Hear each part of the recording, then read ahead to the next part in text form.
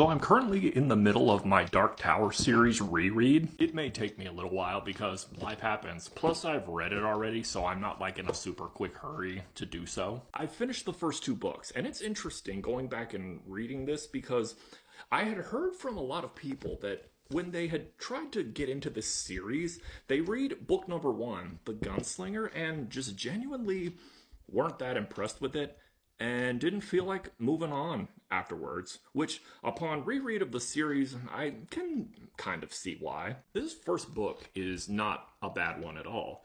The imagery and the world created in it is beautiful, it's rich, it's unique.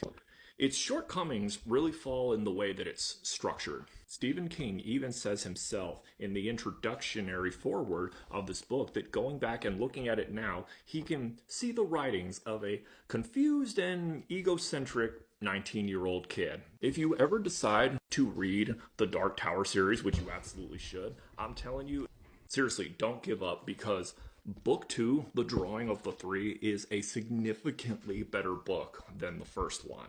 Now, I obviously knew this when I read it this time through, but, rereading it is really opening my eyes as to why it's so much better. Book one, The Gunslinger, spends most of its time with Roland, just Roland, our protagonist, for a good amount of time. And for most of the book, he is in his thoughts, spends a lot of time jumping around through his past life, past tragedies, regrets and stuff, and jumping back to his current state of being. Some characters come and go, a few of which have some significance in the later books, but either way, I think it serves is a good introduction to the series, but it's not structured in the most effective way. The Drawing of the Three is a much more grounded in the moment type of story. There's a lot more going on, but the new characters that are brought in are crucial to the overall story. Crucial. And the most important thing is that it stays there in those moments, in those important moments.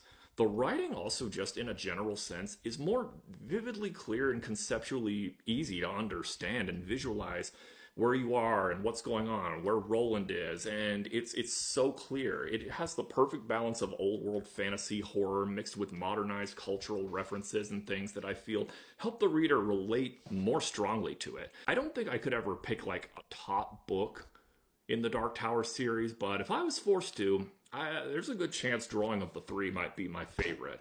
But again, it only serves as one part of a long and complex journey as a whole.